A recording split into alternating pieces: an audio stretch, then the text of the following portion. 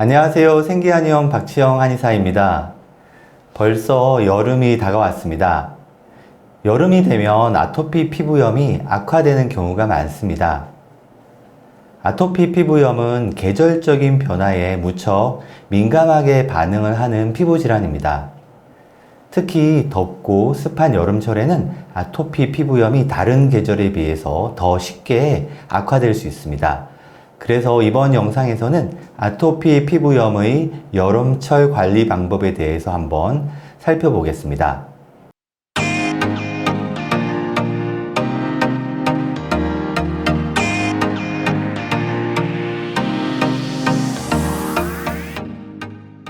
결론적으로 여름철 아토피 피부염 관리의 핵심은 열 관리입니다.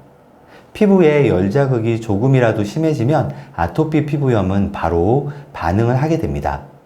아토피 피부염 환자분들은 피부에서 열 배출이 잘 되지 않습니다. 대부분 아토피 환자분들이 땀이 잘 나지 않는데요. 특히 아토피 환부에서 유난히 땀이 잘 나지 않는다는 그러한 특징이 있습니다. 우리 인체의 피부는 땀이 나면서 열 배출이 이루어지고 체온이 조절되는 그러한 시스템입니다. 하지만 아토피 환자분들은 이러한 부분에서 치명적인 문제가 있는 것입니다. 그래서 여름만 되면 특히 아토피 부위에 열 에너지가 축적되면서 쉽게 기존의 피부염이 악화될 수밖에 없는 것입니다. 그래서 결론적으로 여름철에는 피부를 시원하게 하는 쿨링이 가장 중요합니다. 쿨링은 무척 다양한 방법으로 할 수 있습니다. 가장 일반적인 방법은 시원한 물수건 찜질, 냉팩이나 얼음 찜질 등이 있습니다. 피부에 열감이 느껴진다면 바로 냉팩을 해주시고 얼음 찜질을 하는 것이 필요합니다. 그런데 이러한 냉팩이나 얼음 찜질이 어려운 경우가 있습니다. 특히 직장에서는 관리가 어려울 수밖에 없습니다. 이럴 때는 작은 선풍기를 이용하거나 책상 위에 작은 선풍기를 올려놓고 활용하는 방법도 좋습니다. 작은 선풍기 하나 사용하는 것으로도 피부의 쿨링이 어느 정도 가능하기 때문입니다. 냉팩이나 얼음 찜질이 어려운 직장에서는 이렇게 작은 선풍기를 이용해서 관리하는 습관을 여름철에 활용하시면 좋겠습니다. 그리고 수면 중에는 에어컨이나 제습기, 선풍기 등을 활용해서 시원하게 주무시는 것이 필요합니다. 아토피 피부염은 수면 관리가 정말 중요하죠. 특히 수면 중에 가려움증이 더 심해지기 때문에 에어컨이나 제습기, 선풍기를 이용해서 상쾌하고 시원한 쾌적한 수면 환경을 만드는 것이 정말 중요합니다. 그리고 수면 전에 시원한 물로 샤워를 해서 피부의 온도를 최대한 떨어뜨린 이후에 주무시는 습관도 중요합니다. 많은 분들이 더운 여름철에는 차가운 물이나 음료수, 아이스크림, 수박, 참외 같은 이런 과일들을 자주 드시게 됩니다. 하지만 이렇게 차가운 음식을 먹는 것은 굉장히 좋지 않습니다. 차가운 음식을 먹으면 그 순간은 잠깐 시원감을 느끼고 좋게 청량감을 느낄 수는 있지만 피부 열감을 떨어뜨리는 데는 사실 전혀 도움이 되지 않습니다.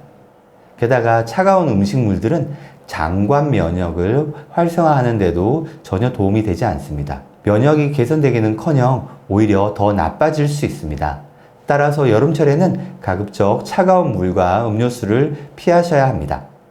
여름철에는 다른 계절에 비해서 수분 섭취에 더 신경을 쓰셔야 하는데요. 가급적 차지 않게 정수 이상의 온도에서 충분한 수분 섭취를 하시는 것을 추천드립니다. 다음으로 여름철 자외선 차단제의 사용에 대해서 말씀을 드리겠습니다. 아무래도 여름철에는 자외선 차단제의 사용이 많아지는 계절입니다. 겨울철에는 자외선 차단제 사용을 굉장히 적게 하는 분들이 계신데요. 반면에 여름철에는 매일 루틴하게 바르는 분들도 많습니다. 그런데 얼굴이나 목과 같은 부위에 아토피 피부염이 심한 경우에는 자외선 차단제로 인해서 피부의 염증이 더 악화될 수 있습니다. 그런데 막상 자외선 차단제를 사용하지 말라고 말씀드리면 그건 또 힘들다고 하시는 분들도 많습니다. 참 아이러니한 일이 아닐 수 없습니다. 어쩔 수 없이 야외 활동을 해야 하는 경우에도 가급적이면 모자나 선글라스, 마스크 등을 이용해서 물리적인 차단을 하시는 것을 추천드립니다. 정 어쩔 수 없이 자외선 차단제를 사용하셔야 한다면 유기자차보다는 무기자차를 추천드립니다. 그리고 가급적이면 빨리 제거를 하셔야 합니다. 자외선 차단제가 피부에 오랜 시간 존재하지 않도록 관리하시는 것이 중요합니다.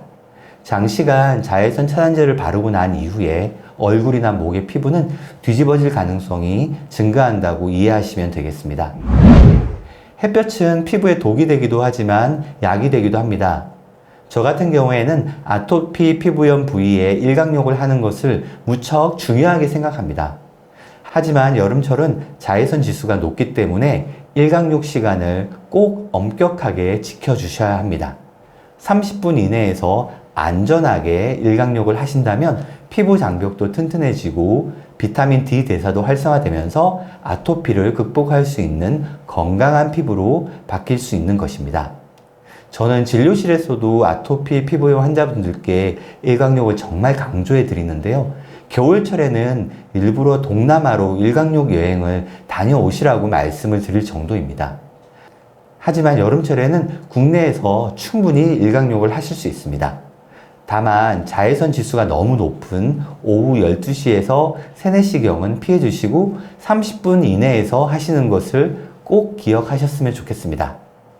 제가 말씀드리는 대로 일주일 정도만 꾸준히 매일 하시면 피부 상태가 놀라보게 바뀌는 것을 경험하실 겁니다.